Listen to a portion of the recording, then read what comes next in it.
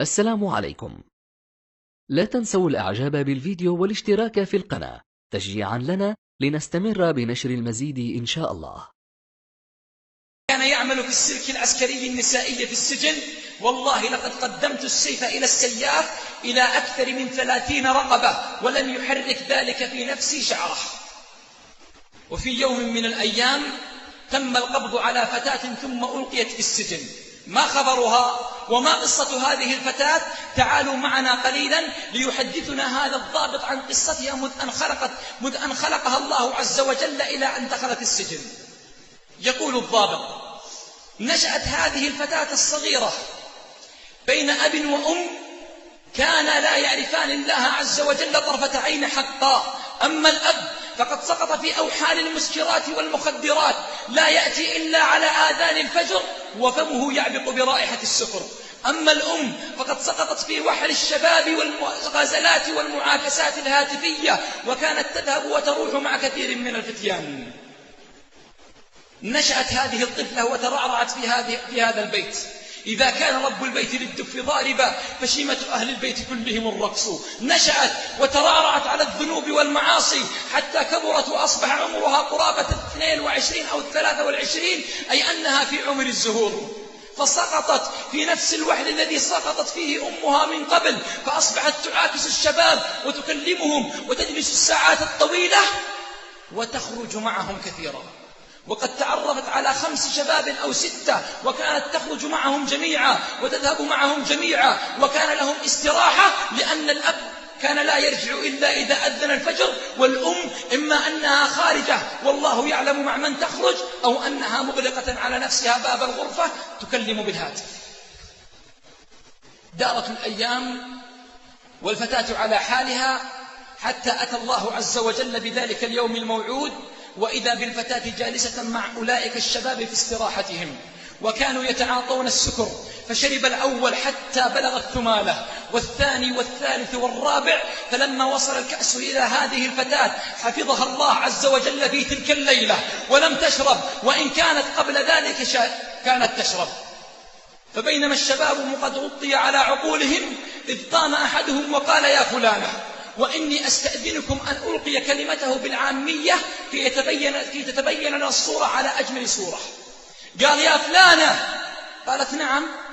وكأني أراها وردة بين الشوك. يا فلانة. قالت: نعم. قال: أنا زاني بأمت. لا إله إلا الله. فما كان من تلك الفتاة إلا أن اضطربت واشتد اضطرابها، ثم دخلت في أحد الغرف في الاستراحة، وكانت تعرف الاستراحة حق المعرفة، وأخذت الرشاش ثم خرجت على هذا الشاب وأطلقت عليه كل ما في الرشاش من الطلقات حتى خر على الأرض صريعا والدم يتصبب منه. انهرب الشباب وطاروا تطاير الجراد، ولم يبق منهم أحدا، ولم يبق إلا هذه الفتاة وذلك المجندل بدمائه. سقطت على ركبتيها لما رأت الدم يتعب ولم تمتلك نفسها، حتى جاءوا رجال الشرطة وقبضوا عليها ثم أدخلوها في سجن النساء. هل انتهت القصة؟ لا. تقول أحد الشرطيات نقلا عن هذا الضابط: لما قبضت على هذه الفتاة وأدخلتها في السجن وقفت ولم تتحرك، وأخذت تنظر يمينا وشمالا، لا تدري ما الذي يدور حولها. ترى بعض النسوة يقفن ثم ينثنين ثم يخررن على الأرض ثم يقفن مرة أخرى. فقالت الفتاة للشرطية: ما هذا؟ ما هذه الحركات؟ قالت الشرطية: ألست مسلمة؟ قالت: بلى أنا مسلمة، ولكن ما هذه الحركات؟ قالت الشرطية: هذه الصلاة ألا تصلين؟ قالت: والله إني أول مرة أرى هذه الحركات.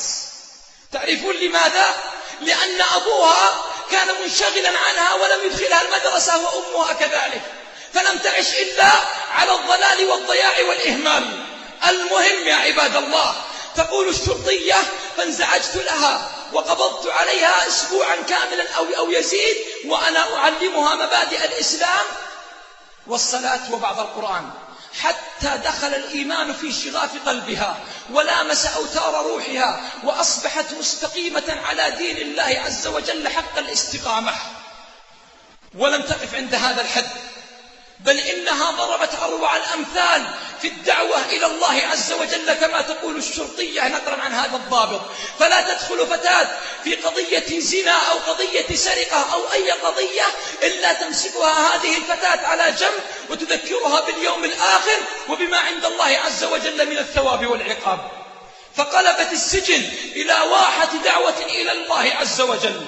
تقول أحد الشرطيات نقلا عن هذا الضابط: كنت في ليلة من الليالي أدور وأصول وأتجول بين الغرف والعنابر في ظلمة الليل، وإذا بي أرى نورا يتشعشع في أحد الغرف، فانطلقت إليه، فلما دخلت وإذا بتلك الشابة قائمة ناصبة قدميها بين يدي الله عز وجل تصلي الليل في جوفه. يا حبذا عينان في غسق الدجى من خشية الرحمن باكيتان.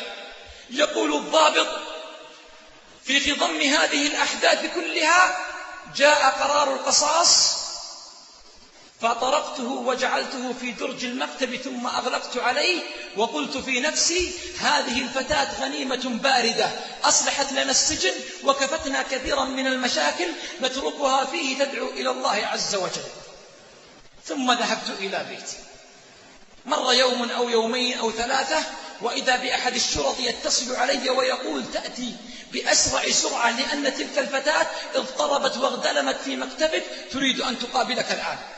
فما كان مني إلا أن لبست لباسي ثم انطلقت إلى المكتب، فلما دخلت عليها قلت: ما الذي تريدينه؟ ولماذا كل هذا الإزعاج؟ فقالت: يا أبا فلان، أسألك بالله، أقرار القصاص قد صدر أم لم يصدر؟ قلت لها: وما شأنك وما دخلك؟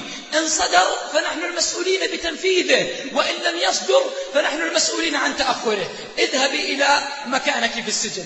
قالت: أسألك بالله، إن كان قرار القصاص قد صدر، أسألك بالله إن كان قرار القصاص قد صدر ألا تؤخره أبدا.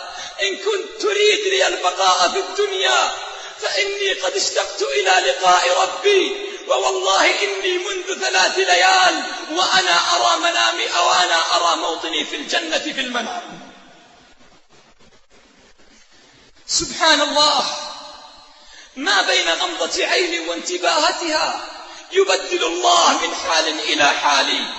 إن كنت تريد لي البقاء في الدنيا فإني قد اشتقت إلى لقاء الله، وإني منذ 3 ليال وأنا أرى موطني في الجنة في المنام. يقول الضابط: أخرجت لها قرار القصاص فسرت وهدأت، ثم قالت لي: يا أبا فلان، أريد منك حاجتين. فقلت لها: اسألي ما تريدين.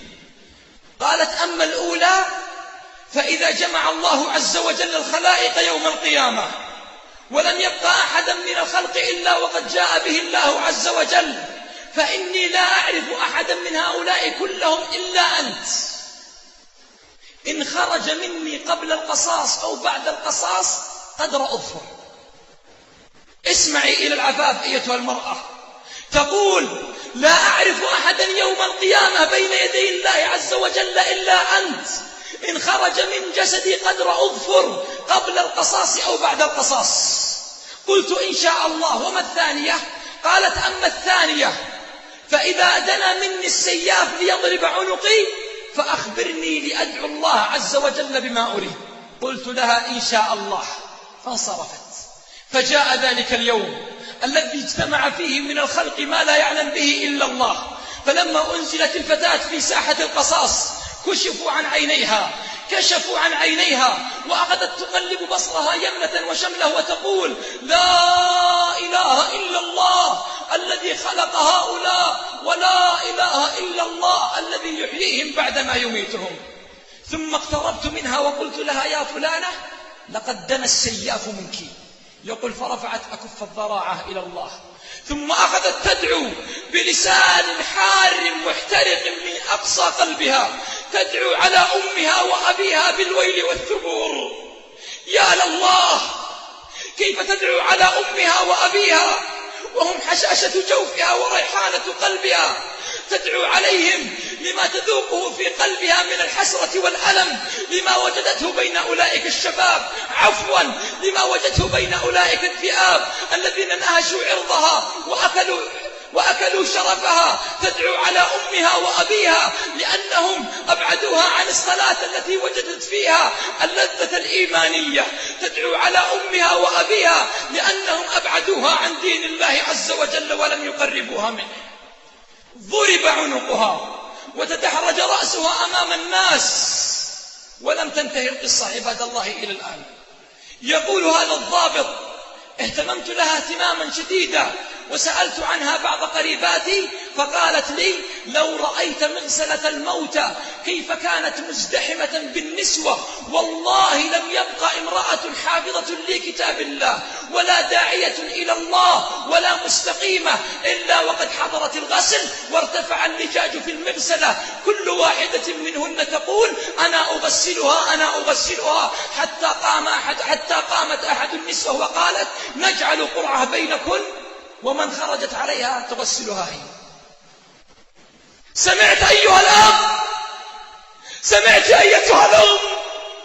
أبناؤنا وبناتنا تشردوا بالذنوب والمعاصي، مزقتهم القنوات الفضائية وسحقتهم البلوتوثات، أصبحوا لا يدرون أين يذهبون، لا يعرفون درب المسجد، تراهم دائما أمام شاشة التلفاز أو أمام شاشة الكمبيوتر. عبد الله وأنت يا أمة الله، أعرف أني قسوت باللفظ وشددت بالعبارة، ولكن والله ما هذا إلا لحرارة في قلبي على ما يحدث لبنات المسلمين وشبابهم. وإني أحذركم قول الله، وإذا قال الله بطل كل كلام. فاسمع بأذن قلبك أيها الأب، واسمعي بأذن قلبك أيتها الأم. أعوذ بالله من الشيطان الرجيم. يا أيها الذين آمنوا قوا أنفسكم وأهليكم نارا وقودها الناس وأنا وأنتم من الناس، نارا وقودها الناس والحجارة عليها ملائكة غلاظ شداد لا يعصون الله ما أمرهم ويفعلون ما يؤمرون. اللهم يا ذا الجلال والإكرام، يا علام يا من بنيت دار السلام، أصلح لنا النية والذرية. اللهم أصلح لنا النية والذرية، اللهم أصلح لنا النية والذرية، وارزقنا من أولادنا وبناتنا قرة عين في الدنيا والآخرة. اللهم لا تجعل لنا ذنبا في هذا المقام إلا غفرته، ولا هما إلا فرجته، ولا ولدا ولا بنتا إلا أصلحتهما، ولا زوجة إلا قومتها على الدين يا رب العالمين. اللهم يا حي يا قيوم يا واحد يا أحد، لا تفرق هذا الجمع المبارك الميمون إلا بذنب مغفور وعيب مستور وتجارة رابحة معك لا تبور. هذا والله أعلم وأجل وأحكم، فما كان من صواب فمن الله، وما كان من خطأ فمن نفسي، وأستغفر الله. وصلى الله وسلم على نبينا محمد.